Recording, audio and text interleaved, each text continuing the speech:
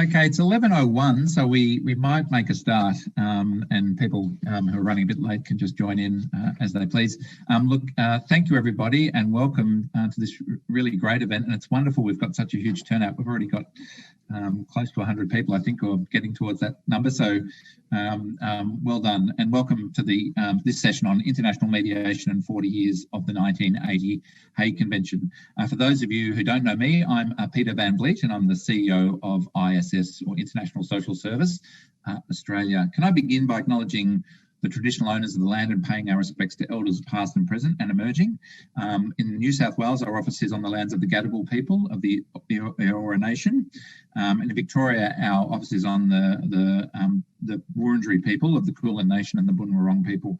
And we do pay our respects to all elders past and present, and also to people from other lands joining us. We pay respects to their elders past and present as well. Can I also acknowledge just two of our board members, ISS Australia board members who are with us today, Barbara Lane and Deborah Fry. Thank you so much for joining us. ISS Australia's board members do a wonderful job voluntarily for our organisation.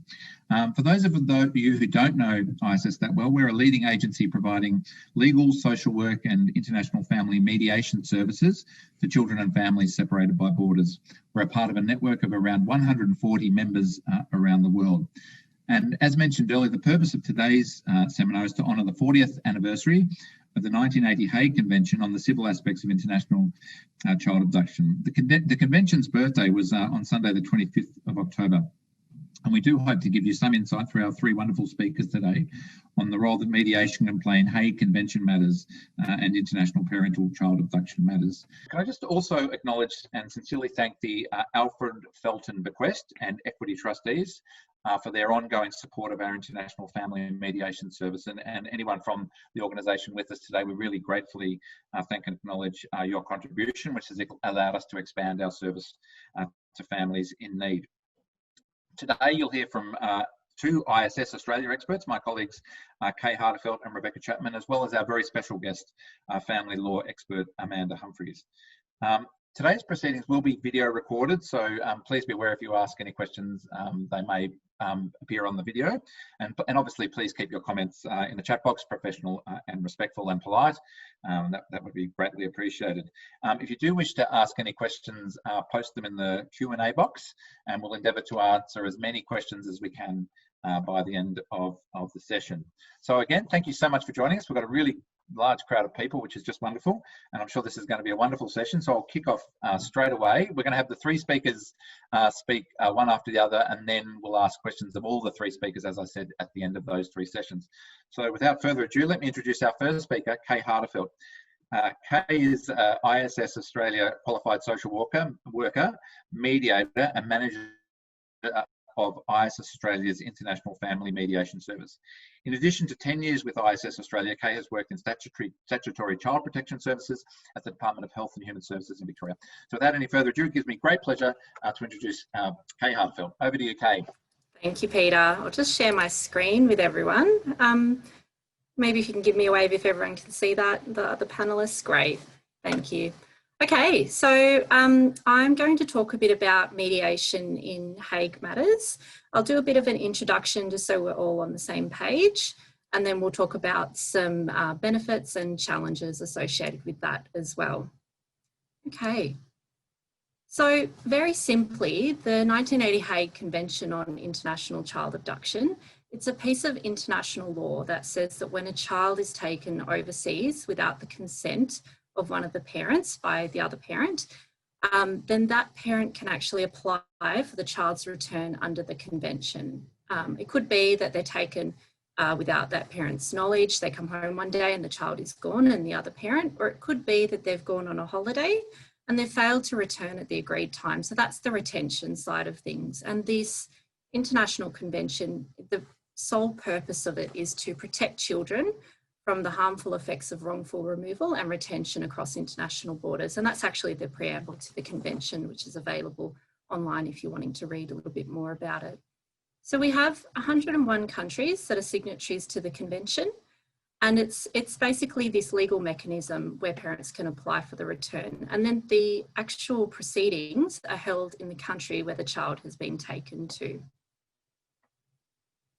People often ask, how common is this? So this is the most recent data that's available. It's on the Attorney General's Department's website. And it's basically showing us that there is an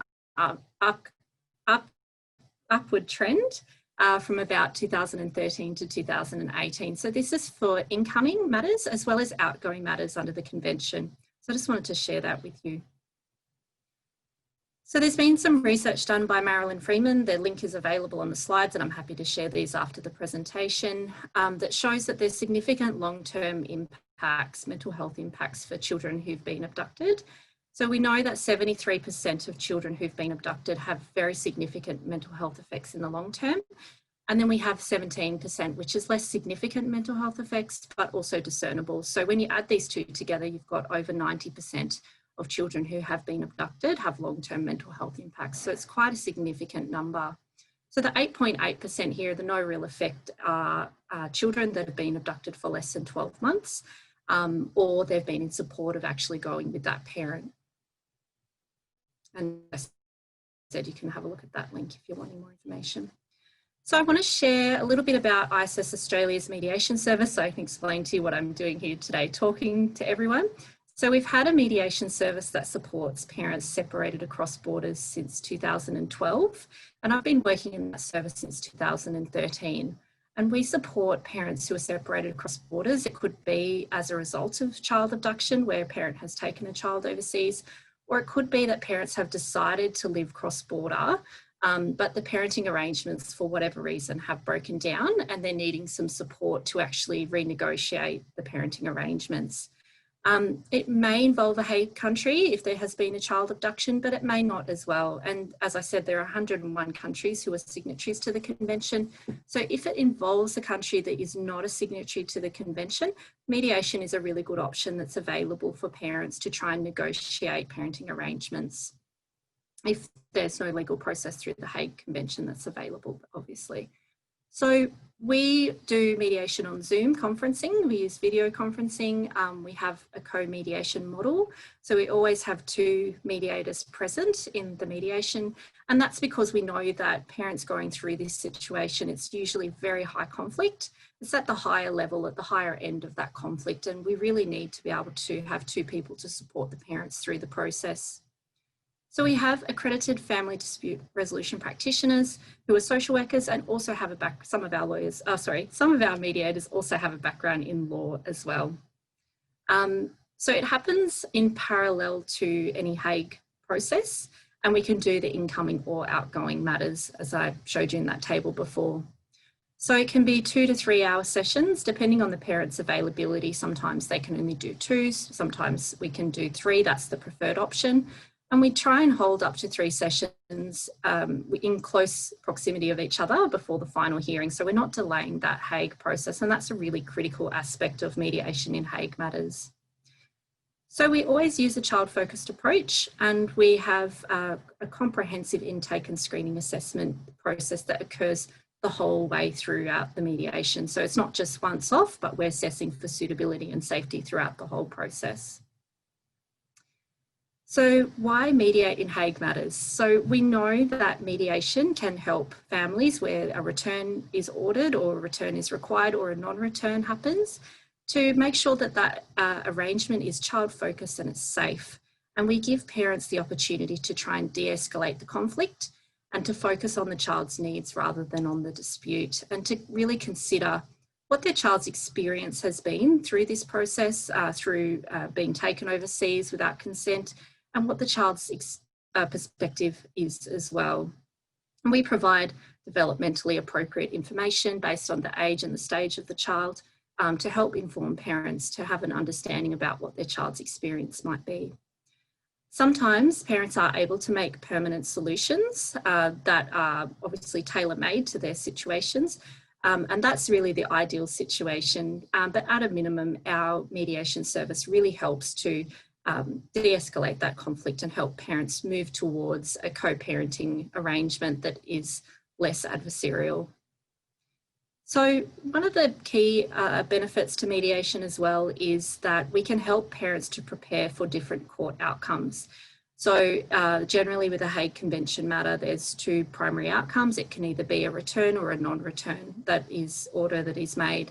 And what we do is we talk to parents about those different possibilities and help them to come up with agreements that will be like a plan A or a plan B. So scenario planning for what the two outcomes might be. So if a return is ordered, we would talk to the parents about how airfares are, or in preparation, sorry, for a return order, if that does happen. We talk about who would pay for the airfares, enrolment in school for the child, any health issues there might be for the child, and those interim arrangements upon return before the parents actually go to the family court to resolve the parenting arrangements locally. And that just really ensures that there's stable and predictable arrangements in place for children in those initial stages. If a non-return, some arrangements could be that they're going to talk about contact between the child and the left behind parent, and that could be electronic and face-to-face, and what the future arrangements are going to be for the child. So really preparing for the different court outcomes and coming up with different scenarios and plans for those two options. Some of the challenges that we see with Hague mediations are that they are pretty much always subject to considerable time pressure. So from our experience, we usually have to be able to do the comprehensive screening and intake screening and assessment, and the mediation sessions within a week and a half. So really having people ready to be able to do that at short notice. And that's why we really do have a view that mediation should be explored early and started early where parents are agreeable to participating in the process. So it's always voluntary. And I do think that parents should not be at any disadvantage for not agreeing to do mediation. This is an option that works when parents are agreeing to do it voluntarily. So on a practical level, we've got some practical challenges such as time differences. We always try and make sure we're scheduling mediation sessions when neither parent would be sleeping.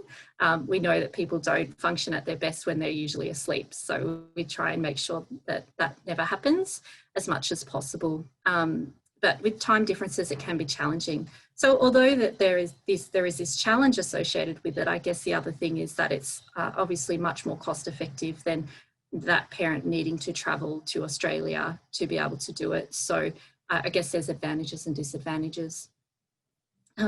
Languages, so often we have to include interpreters in the process as well.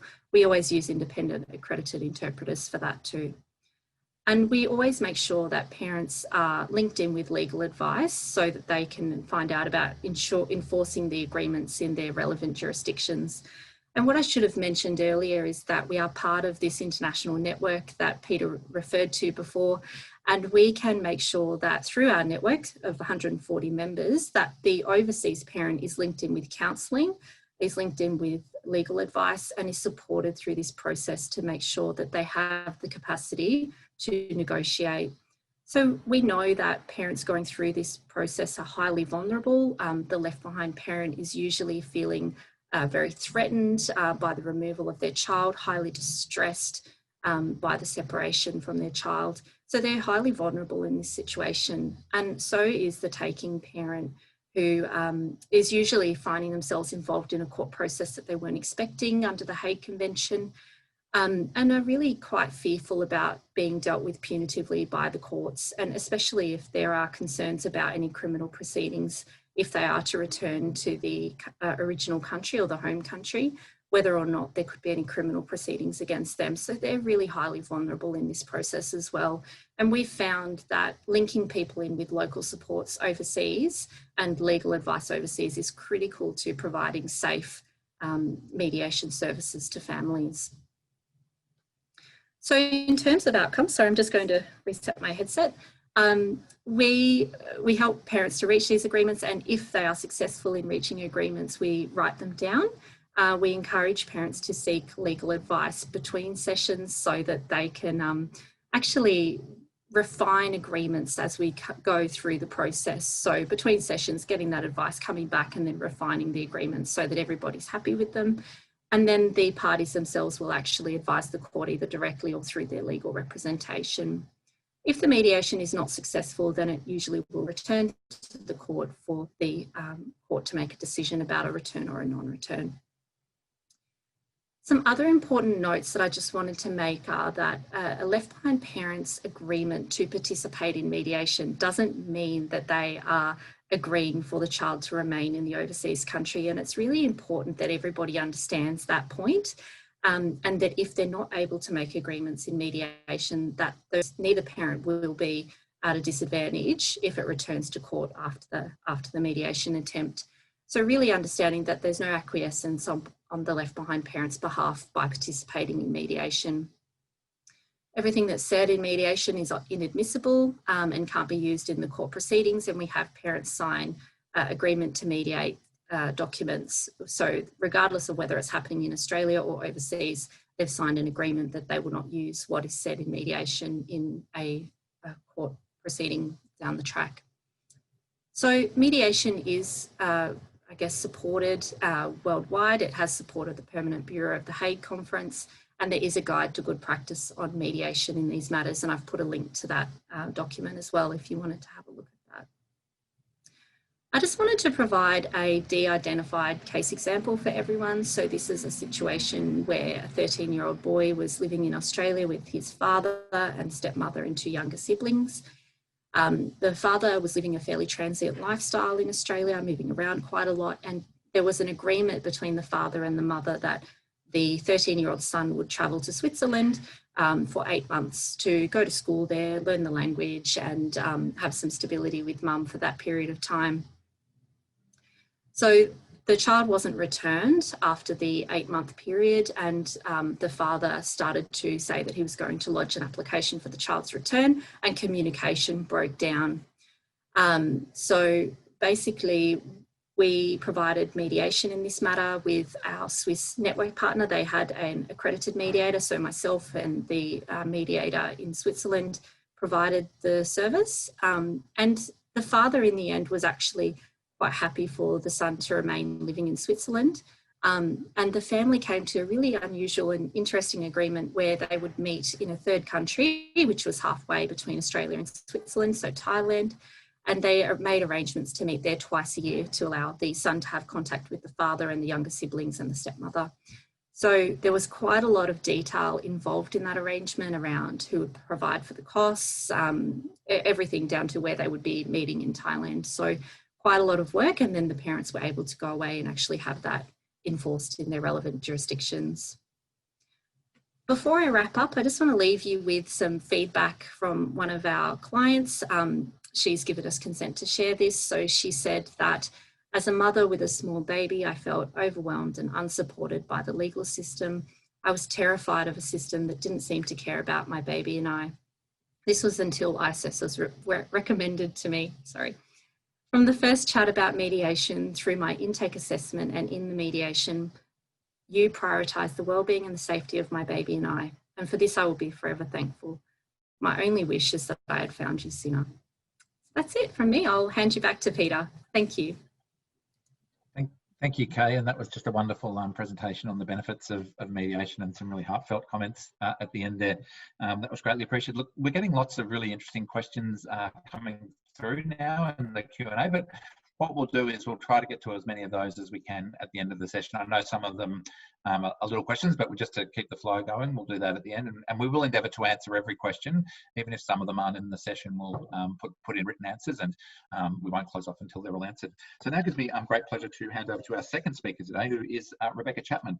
Rebecca is the Managing Lawyer of ISS Australia's legal service, and she specialises in international parental child abduction law. She has over 10 years experience in government and not-for-profit sectors, as well as a background in criminal and family law. So again, without any further ado, I'll hand over to Becky. Thanks, Peter. I'll just bring up my PowerPoint.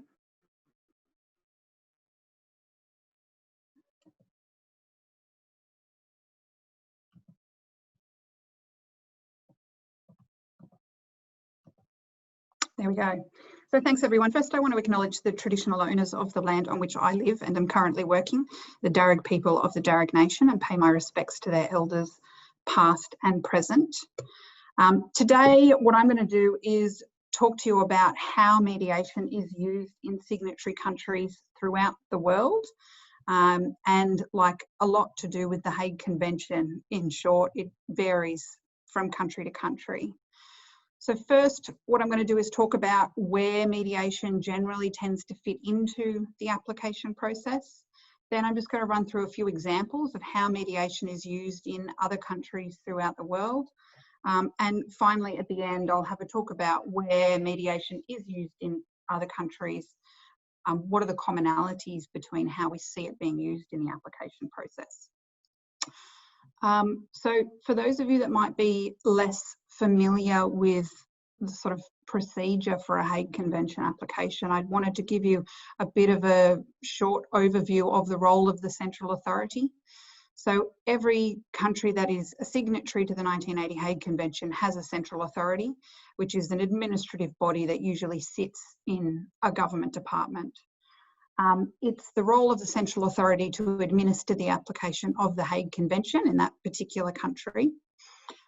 What that tends to look like in practice is when a left behind parent has their application prepared, they'll submit it to the relevant central authority. That central authority will assess it against the criteria for a Hague Convention application, and if it's suitable, they will then send it to the overseas central authority. That overseas central authority will, again, upon receipt, assess it against the Hague Convention. If they decide it's acceptable to proceed, they will make arrangements for it to be filed in court. Either directly, they'll file it directly themselves into the court system in the overseas country, or they'll have processes for having it filed by a private lawyer or through some other means. And it's the central authority's role to also communicate with parties throughout the process, before, during and after, to guide the participants through that process. So where does mediation fit into that process throughout the world? In short, mediation tends to play a role in either one of two stages of the Hague Convention application process. The first is when it's encouraged by the central authority in the overseas country upon their receipt of an initiating application. So looking to the actual convention itself, Article 7C of the Hague Convention says that central authorities shall take appropriate measures to secure the voluntary return of the child or bring about an amicable solution to the issue. And what we see generally is central authorities doing this in one of two ways, either by direct negotiations or direct communications with the parties to the application, or by referral to an independent mediation service, or sometimes both. The second stage that we see mediation commonly used in the application process is a referral by courts in the early stages of court proceedings. So either to a court annexed or a court-based mediation scheme, which is probably a little less common, or referral to independent mediation providers by the courts. So as I said, what I want to do is actually have a look at how this works in practice in various countries throughout the world. In Europe, there are three main facilitators of international family mediation. The first two I'm going to run through are the Dutch International Child Abduction Centre, or the IKO, and the German International Mediation Centre for Family Conflict and Child Abduction, or MIC for short. The Netherlands and Germany both operate very similar schemes, with mediation in their application process. Essentially, the central authority, upon receipt of an application where the application is felt to be appropriate for mediation, the central authorities will refer the parties directly to either the IKO or MIC to undertake a mediation assessment process. If mediation is conducted, both organisations operate a co-mediator model, which we heard Kay talk about. In that co-mediator model, both will ensure that we have one mediator with a legal background and one mediator with a social science background. In MIC, they will also make every effort to ensure they have a male and a female mediator, and also have mediators, so far as possible, that match the cultural and language backgrounds of the parents participating in the mediation. Both also will operate a system where they have three sessions of mediation in quick succession to help the parties come to some sort of amicable solution to the matter. There are some differences. In the Netherlands, the parties will have most of the cost of the mediation refunded. In Germany, it will be payable by the parties. Interestingly, in the Netherlands too, where appropriate and the child is of a suitable age, the child can also be heard by an independent mediator, so a third mediator can become involved to take, I suppose, to communicate to the parties involved the views of the child. By comparison, in England and Wales, there's a court-annexed mediation scheme called the Child Abduction Mediation Scheme. And that's where mediation is referred by the court after the application has been filed and the court proceedings are on foot. That scheme is operated by a not-for-profit organisation in the UK, Reunite. The scheme operates with, actually out of the court buildings. And what will generally happen is there'll be an early direction in the court proceedings, referring, if the matter is considered appropriate for mediation, referring parties to the scheme mediator to discuss their application, to discuss their position. And the mediators can undertake initial screening interviews if they agree that it's appropriate. If the matter proceeds to mediation under the scheme and an agreement is reached, a memorandum of understanding can be prepared, which can then be filed in the court proceedings that are running parallel, so that consent orders can be made. And if it's unsuccessful, the proceedings are on foot and the matter can proceed to hearing.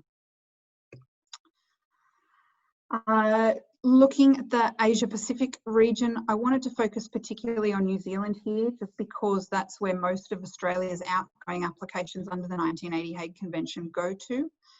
In New Zealand, the Family Court has a practice direction specifically around mediation in 1980 Hague Convention matters. The system is essentially, in New Zealand, the New Zealand Central Authority will file applications themselves in the court system, and counsel for the New Zealand Central Authority will make a recommendation to the court as to whether they're of the view that mediation would be appropriate in the matter. If it is considered appropriate and the parties agree to both participate in a mediation, the court can make relevant orders so that that can occur. The mediation will run parallel to the court proceedings, and every effort is made for that mediation to take place within 7 to 14 days of filing of the application, and it's a council-led mediation. If an agreement is reached at the mediation, then consent orders can be made by the court as early as the first judicial conference. And if not, obviously, the court proceedings can carry on. In New Zealand, a large proportion of applications do resolve at mediation, either with the voluntary return of the other parent and the child, or by way of consent orders. I also wanted to just take some time to look at a few examples of countries where, despite what we know about the benefits of mediation in Hague Convention applications, where mediation isn't used, and how central authorities do still attempt to give effect to Article 7 of the Hague Convention. So a few examples: Lithuania, for example. In Lithuania, the central authority will provide information to parties about the benefit of mediation in Hague Convention applications. They don't make any direct referrals, though, to mediation providers, and there hasn't been a successful mediation in a Hague matter in Lithuania. In Serbia, for example, the central authority, there's very little role of mediation. The central authority doesn't sort of suggest or refer parties to mediation. Courts do have the authority to refer parties to mediation, but that's something that's very rarely actually exercised. Interestingly, in Fiji, there are no formal mediation options available, but the central authority is able to facilitate a joint discussion between the parties. They don't consider that to be a mediation. It's the parties coming together to discuss the matter between themselves. And where those discussions occur while there are court proceedings on foot, there is also capacity for the presiding judge to be involved in the discussion facilitated by the central authority. And then lastly, looking at an example from South America and Colombia, the Colombian Central Authority, as a matter of their process, will make direct contact with the taking parent. They will directly encourage that parent to return the child without having to proceed to court processes. And the Central Authority can facilitate discussions between the parties. If those are unsuccessful, then the Central Authority will file the application in court and the court matter will proceed. In theory, the Central Authority is able to arrange for parties to attend a mediation, but it's not their common practice to do so. So I thought I'd finish off with just a few closing remarks about what we see are the commonalities between the different ways in which mediation plays a role in the Hague Convention application process. We can see that although there are benefits to using mediation, it's not used consistently between signatory countries.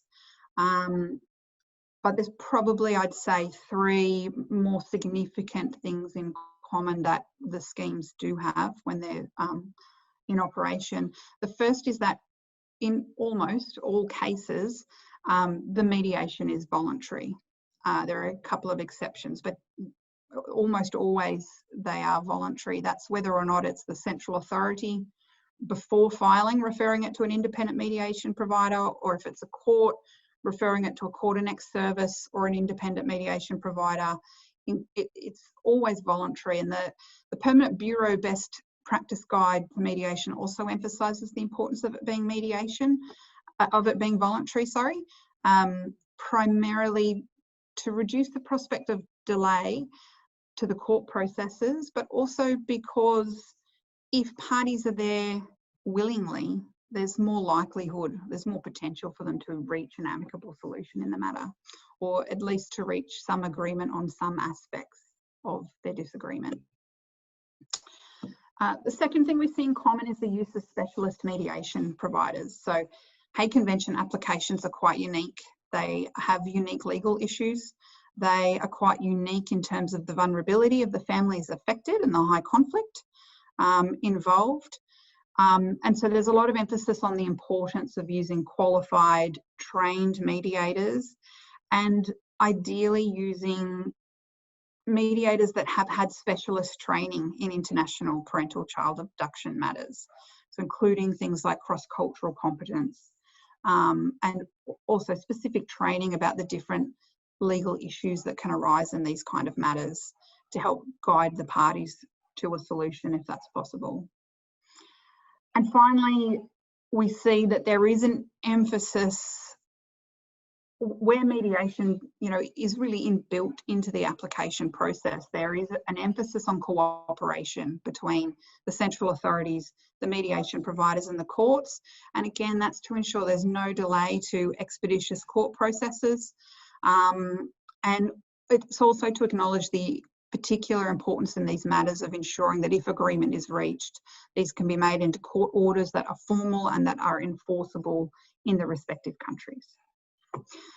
So thank you. Thank you. I hope that was interesting, and I'll hand back to Peter.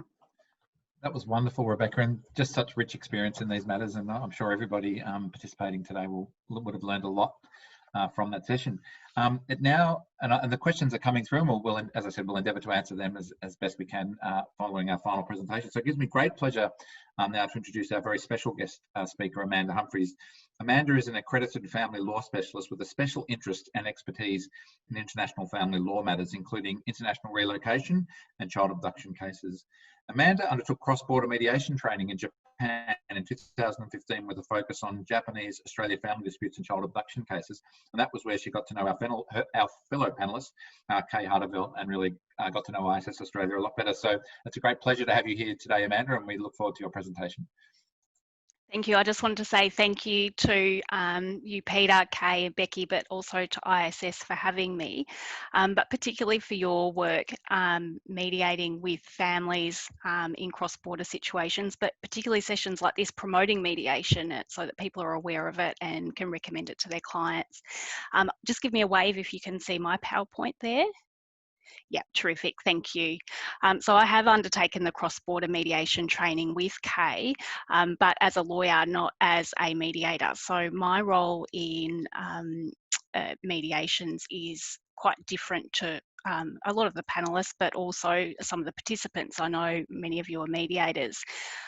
So I have the benefit of having worked with both requesting parents, the left behind parent, but also respondents, so parents who have we call taking parents, or parents who have removed children from the jurisdiction. A part of that role is trying to explain to our clients those matters that Kay and particularly Becky have just conveyed to you all, the benefits of mediation, because if you're acting for a left behind parent, they may be very much of the feeling, what's the benefit to me of mediating? I just want my kids to come home. I have no trust in the other parent. They've taken the children without my permission. I'm in a foreign court. I don't trust the court. I don't trust my partner. I don't particularly trust the legal system. What's the benefit to me of mediation?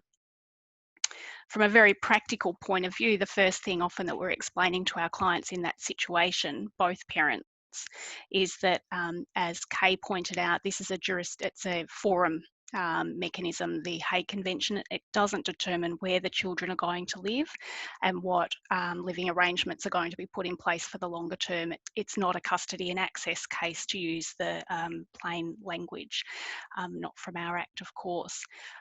So we're explaining to our clients that you can spend a lot of money fighting the Hague case, and then you will be likely faced in one or other jurisdiction with a parenting case, likely a relocation case if the children are returned under the convention. And it's important to make sure that your clients appreciate that they don't waste all of their available resources fighting a Hague case if the merits of a relocation case at the other end aren't great. Vice versa for acting for the other parent. We're emphasising those things that Becky's just been through when we're talking with our clients, just reassuring them that it is a specialised form of mediation, that it's done at an early stage in the case. It doesn't prevent them from running the case if they choose to, that they'll be in safe hands with specialist trained mediators. The mediation won't delay the court timetable. Certainly the courts in Melbourne and Sydney that I've worked with in abduction cases make sure that the mediation does not hijack the court timetable. It's done very quickly in parallel with the court proceedings. The judges who are experienced in working with these cases construct orders that will support the mediation. There was a recent example we had where the judge actually provided for parents to be given some media information from a family consultant before mediation, to help give them just some general information about developmental guidelines for young children, so that they could use that to inform their mediation. Certainly in Melbourne, but also in Sydney, we'll see an independent children's lawyer appointed, with one of the prime purposes is to organise the mediation along with their usual roles, and we may also see a family consultant report prepared. It's under Regulation 26 of the Convention, Abduction Regulations. Not a family report in the usual sense, going into best interests of children, but in particular looking at potential defences that might be argued, such as if the children are settled, if that exception might apply, habitual residence, if we're looking at the children's experience in looking at habitual residence, and also potentially when looking at the grave risk defence. The mediation will also be assisted by information potentially obtained by the court using mechanism of direct judicial communication. So the judges will tap into the Hague judicial network and might ask questions of a fellow officer overseas about immigration, consent orders, enforcement, and all of those things can be then fed back to assist the parties in mediation. As the previous speakers have mentioned, of course, the mediation is confidential, and I see ISS, they have their agreement that the parties won't use the mediation in another jurisdiction. That did present as a difficulty in one of our cases. A European case was running in conjunction with the Hague case in Australia. It was an inquisitorial system, and confidential information had been fed back to the proceedings overseas, which gave the father in that case no confidence that he could participate freely in the mediation in Australia. So that one didn't proceed. We're also explaining to our clients of what can be achieved, and these are the things that Kay was talking about, that the mediation allows the parties not just to focus on the court proceedings, but actually to focus on the interests of their children, and that might be informed by the independent children's lawyer and potentially that Regulation 26 family report. They can look at not only the legal aspects of their dispute, but also practical issues, housing, flights, support, things that won't necessarily be determined by the Hague case, and also the emotional aspects of their dispute, trying to rebuild some of the trust that's usually a massive issue in these high conflict abduction cases. We are looking to try and explore, if we can, long-term solutions. So can we resolve overall where the kids are going to live, who with, what contact, spend time arrangements are going to be in place? Sometimes, surprisingly, that is possible. So you would think in a heated dispute like this that it may not be, but surprisingly it is. So it's of assistance to be able to say to our clients, look, you might not believe it, but we've seen it happen before. It's definitely worth a shot. And then, as Kay mentioned before, we're looking at otherwise, if you can't reach an agreement overall, we're looking at scenarios. If you succeed in resisting the case, what arrangements could we put in place? If you don't succeed in the other country, what arrangements can be put in place? So we're looking at that plan A and plan B that Kay spoke of earlier. Even if you can't come to that overall agreement or a plan A and plan B, it still helps people enter into those broader discussions about the issues that are underlying the court case and the parenting dispute. You might be able to resolve at least some aspects of the dispute, such as conditions of return, which our courts do ask us to file on behalf of our clients proposed conditions. If the children are ordered to return, what conditions do you propose be made by the court, if the court has power to do that and can build them in under including the 96 Convention, such as who's going to pay for flights, where will the children stay, what contact are they going to have until the matter can get back into court in the other jurisdiction. Also, we're working, the first session of a mediation is usually spent trying to get some short-term parenting arrangements in place. Contact by phone, time by video, or if the parent's travelling to Australia for the court case, to have some time here in person. In the Melbourne Registry of the Court, which is where most of my work's done, we see the judges very actively encourage mediation. Also in Sydney, and I think Sally Lord is one of the participants today, and she, I think, has been one of the mediators maybe in one of our cases in Sydney.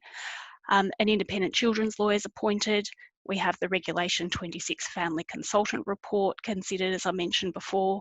The parents are asked to consent to attend to mediation, and if they agree, orders will be made to support the mediation while the case continues.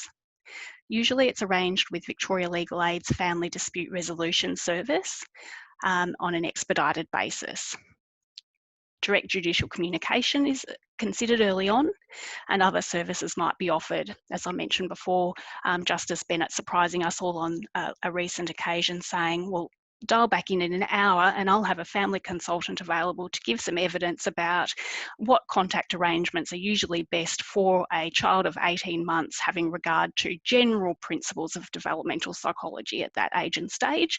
And that might help you at your first mediation decide what contact arrangements are appropriate when Dad comes to Australia for the court case. The Victoria Legal Aid mediators are all trained in this cross-border mediation following the concepts that Kay and Becky have talked about. It is a model of mediation developed specifically for abduction cases. So the mediators know the legal basis of the Hague Convention, but also these concepts of cultural awareness and the specific mediation models that Kay was talking about before. There's suitable screening, which most of you as mediators will appreciate the importance of, specifically for family violence, but also other considerations. Typically, we're looking at 3 sessions, quick succession, non-consecutive days. First session, often we're trying to work out contact with the left behind parent by phone, video, and in person. And then in the second and subsequent sessions, we're working out what information we need and getting it together and looking at the longer term. I've mentioned before the family consultant report and the ICL. Not always mediating with Victoria Legal Aid, ISS is possible, and also private mediators. I thought I'd run through my last 5 minutes 2 particular cases, and not many of you are lawyers, I think, but it's good to see how the judges in Melbourne support these. They are older cases, but they give a really good example of how mediation can work, and sometimes even in unexpected cases. So this one was a father who had 2 children living with him.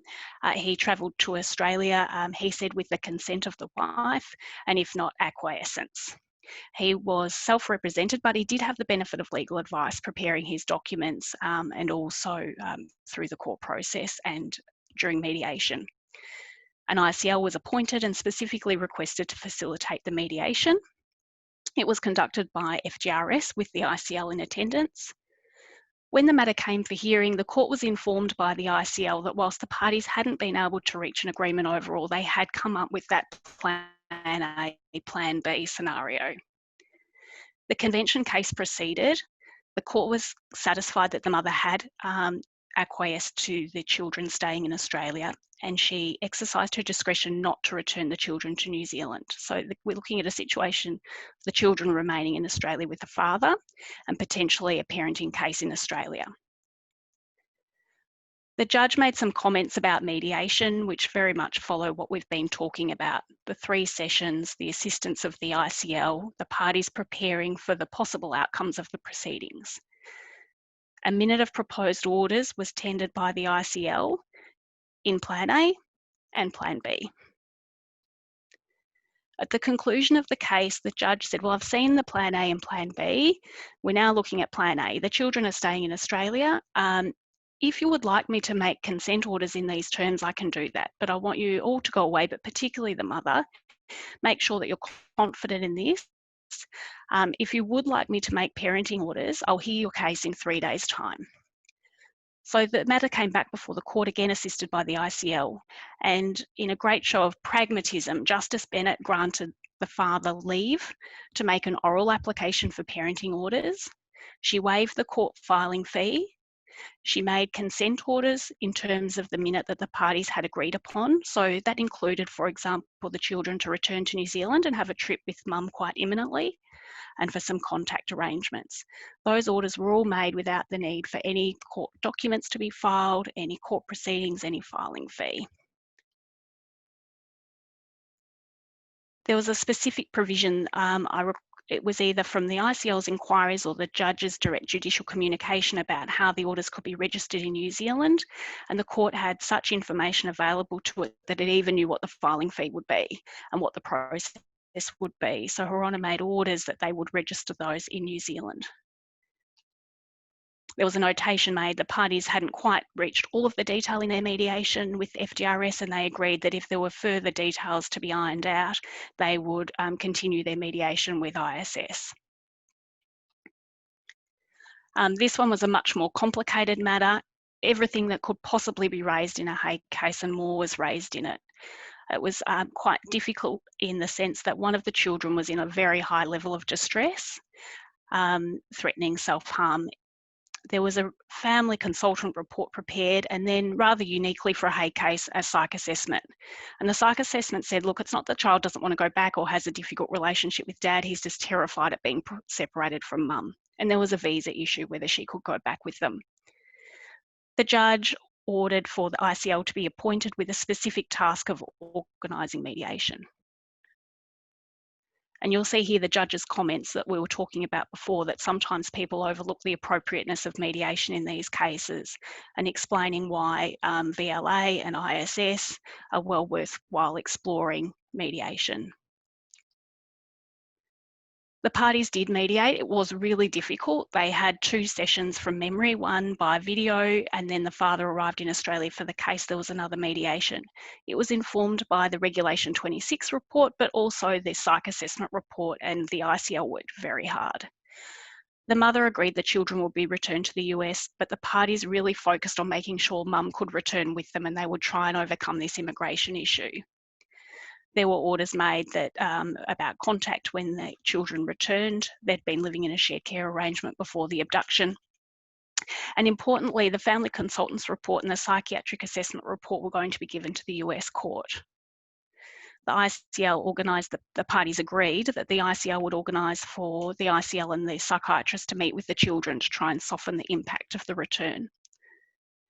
The judge made comments at the end of the mediation praising everybody for the work that had been done. And I think evident in that case, you would never have thought that that could be mediated. But with a judge who was very pro-mediation and proactive, an ICL who knew what she was doing, both parties had lawyers who know the convention inside and out, the mediators were expert. It was really remarkable to see that outcome. Thank you. Thanks for having me. I'll turn you over to questions and back to Peter. Thank you, Amanda. That was just brilliant to get all of that knowledge. I'm sure I speak on behalf of all the participants and panelists today just to get your expertise and knowledge, that deep knowledge of international family law and family mediation was just excellent. So thank you so much for that. We've got a variety of questions, and I think we'll probably hopefully get through them all pretty quickly and won't go much past 12. So hopefully people can stick around for a little bit longer if they can, but if not, we accept some people might need to leave at 12 o'clock. But I think we've got a really interesting question here from Jody Grant, and it'd be interesting to hear from both Amanda and Becky on this question. I'll read it out. It says, hi, I'm really interested in the impact of COVID-19 and travel to different countries and return of children, particularly the complexities and added dimensions around safety, the differing understandings around safety protocols, the speed of changing knowledge bases, and different countries' methods of managing the virus. From Jody. So I might get Amanda to answer this first, and also I'll get Becky to follow up because she's done some work in this area as well. Over to you, Amanda. Hi, Jody. I can't see your face, which is a bit of a shame.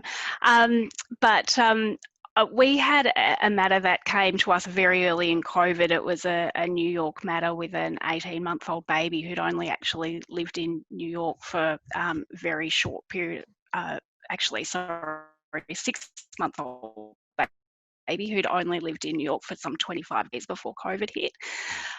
It was very high stress, and nobody really knew at the start how the court was going to approach the COVID cases and if it would be considered a grave risk or not.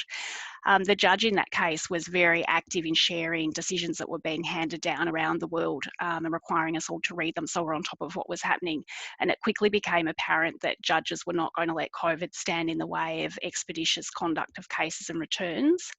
That matter resolved at mediation. It was a private mediation. We started it before we wanted to get going very quickly, and we used a mediator that Kay and I think Deb Fry is also on today, and that we'd trained with in Japan.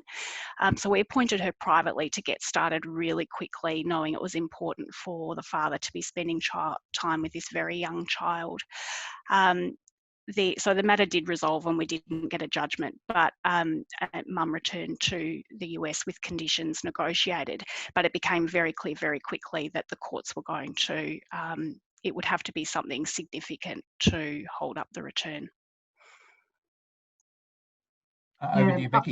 I'd agree with that too. It at the beginning of COVID, it was really unclear, and we had a lot of parents who were very concerned about what effect COVID would have in two ways. First, I think they're worried whether or not COVID would present a grave risk, which is what we started to see argued by taking parents.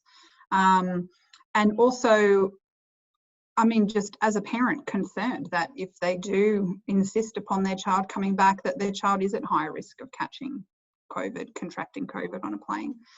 I think it's pretty clear now that generally speaking, COVID's not something the court is going to hold as a grave risk to the child. But we're still seeing COVID having an impact on the actual return processes. So even when there is a return order, how fast you can give effect to that return order has definitely been impacted, and return is certainly happening a lot slower than it would normally, because there have to be special consideration taken into quarantine, depending on where people are coming and going from, quarantine arrangements, who's going to pay for quarantine arrangements, travel exemptions and applying for travel exemptions. Making those arrangements and reaching those agreements adds time, and then giving effect to them takes time beyond that. I think we've had one case recently off the top of my head where they weren't able to get a flight, weren't actually even able to book a flight for until 2 months down the track or something like that. So it is having an impact. It's having an impact in delaying matters, but it's not ultimately having an impact in terms of courts deciding not to return children. Thanks, Becky. I've got a series of questions for Kay now. One's from Sally Lord, what are the criteria for unsuitable? And then another one from Debbie Morton, when you say LinkedIn, do you mean they are legally assisted mediations with the person's lawyer of choice? Sure. Thank you, Peter. So I might just start with the suitability question first, if that's okay. So we use quite an evidence-based process for screening for suitability and safety. So we use the online detection of overall risk screening online questionnaires. So what we do is we ask parents to complete this prerequisite questionnaire before we do their intake screening assessment. So we already know whether there's some risk factors here for this family or any safety concerns before we're stepping into that intake screening assessment with them. And then we can do safety planning with them and really unpacking what the concerns are. So really unsuitability comes down to safety of the parties and down to capacity as well. So if a parent is unable to negotiate because of fear of what the other parent might do if they try and mediate, or they feel that they can't go in there and actually say no to something that they wouldn't agree to, then we would have questions around suitability for that mediation for the family, and we would issue a certificate if it was unsuitable.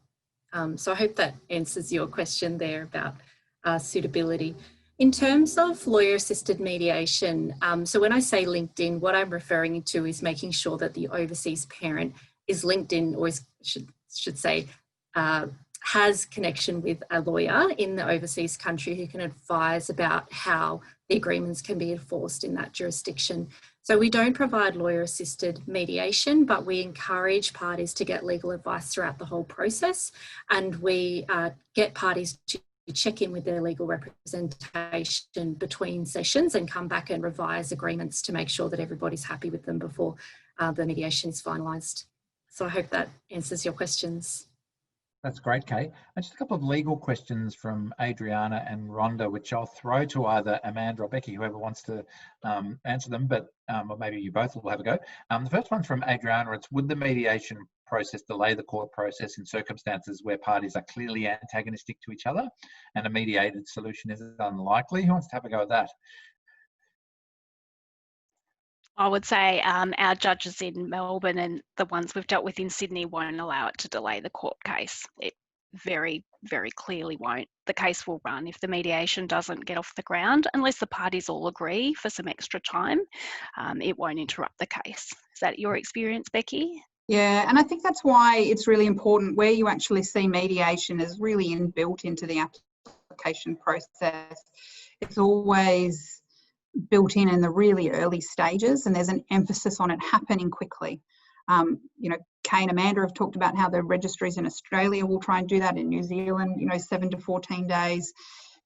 And it just means that even if something does go horribly wrong and we do end up in a mediation where someone is trying to use it as a delaying tactic, there's a court process that running parallel that will pick up anything like that, and it will be able to proceed. So yeah, that's what we see. Right. The next question is from Rhonda Matthews, and I suspect it's a complex question because from memory there's around 100 members of the Hague Convention, but correct me if I'm wrong. But the question is, what is the cost of a Hague application in the different regions? Who wants to have a stab at this? I'll have a stab at that. That is something that varies, that really varies from country to country. New Zealand, for example, which is the most common country we deal with, there's going to be very little cost because the New Zealand Central Authority themselves file the proceedings. New Zealand Central Authority appoint counsel. All of that's at the cost of the New Zealand Central Authority. Left behind parent isn't required to attend court proceedings. So if you're a New Zealand a parent with an application to New Zealand, it's probably going to cost you nothing. If you're going to America, for example, which is probably our third most common country that we prepare applications to, it will cost you some money because there you'll be required to engage your own lawyer, and that lawyer will conduct the proceedings for you, and you'll need to pay their costs. There is a scheme though that's funded by the Commonwealth Attorney General's Department, a financial assistance scheme. So, and that specifically applies to international parental child abduction matters. And that scheme can apply to Hague countries and non-Hague countries. So you can actually apply to the Commonwealth Attorney General's Department for financial assistance to cover any costs associated with the proceedings in the overseas country. Brilliant, Becky. I've got a couple of questions for Kay now from Eleni. Eleni, do you have a waiting list for your mediation service, and does ISS Australia Mediators provide assistance where both parents are residing in Australia? Okay, so we don't have a waiting list. I'll start with the last question first. So we can generally start contacting the other parties and starting the process the same week. So yeah, no waiting list for that. And the first question, sorry, Peter, was around... does ISS Mediators provide assistance where both parents are residing in Australia? Oh yes, so we only provide it where parents are separated across borders, and when people come to us and they're within Australia, we refer them to local services, because if they can access a face-to-face service, that's always going to be better than us doing an online one. So we just do internationally separated parents. Okay. We'll just do a few more questions, if you can just bear with us, and for those who need to pop off, that's fine, but I notice most people are still on, which is great. Sally Lord's got another question. I have some concerns around the very high bar set in some countries for the impact of controlling coercive violence. Is this being addressed? Becky, is that one for you, or Amanda? Who wants to have a go at that? I was going to say, this is the question that everybody's grappling with, and there's actually a lot online in the media and academic writing about this. You probably know all about, Sally, but there is a committee, and I think Diana Bryant is a part of it, looking at the grave risk defence and how it operates, and if there can be some guidance issued on that. It's a matter really of balancing. There's the argument that abducting parents are usually mums returning home to their family of origin for support, very often in a context of family violence.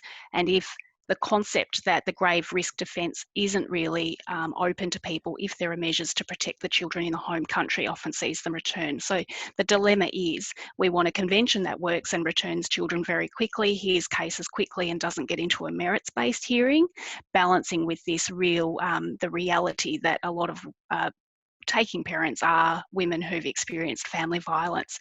It's also an issue about why we can't get some new countries to the convention. So it's a massive issue in India, and I was hearing some lawyers speak about this last week. They see that because India has such a high number of its citizens living abroad, particularly women, that if their relationships break down in the context of family violence and they return home to India to their family of origin, India is very nervous about the convention seeing them return to the country they're not from without those supports and exposed to family violence. So, Sally, it's a very tricky question, one that everybody's grappling with. I think Becky will agree, and we're all kind of watching to the committee to see what it might come up with in terms of recommendations. Becky, do you have anything further to add, or does that cover it well?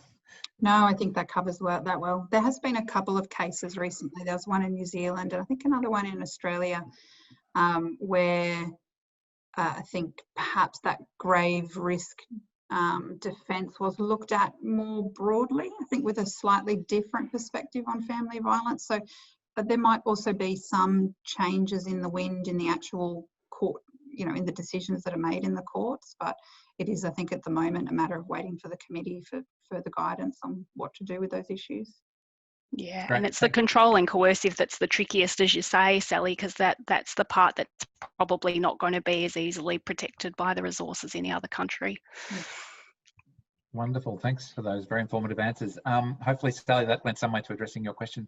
The last question is a fairly straightforward one. I think I might give it to Kay, and I suspect Dan mightn't get the answer he wants, but I'll hand over to you to Kay. It's what training is offered by ISS to Family Dispute Resolution Practitioners, FDRPs, to become mediators in this area? Hi, Dan. Thanks for the question.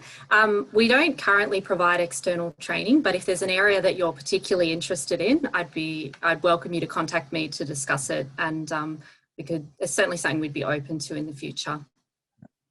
That's wonderful, and hopefully today's seminar has given some of the practitioners out there some really good advice and tips and information on international family mediation. Look, what a wonderful presentation we've had today. This brings the formal part of the proceedings to an end. I think I'll just echo the comments of Catherine Ham there, who said thank you all for an excellent presentation. I think that was just really, really impressive in terms of just the richness of the content that we've just seen on display. Can I just shout out a special thanks to Brianna Worthington, one of our ISS Australia staff who helped organise today. We've had a really spectacular attendance, more than 100 people. I've been to lots of webinars over sort of COVID lockdowns with 5 or 10 or 15 people, but we really got lots of interest, which was great. And this is something that ISS Australia certainly wants to do more of in the future.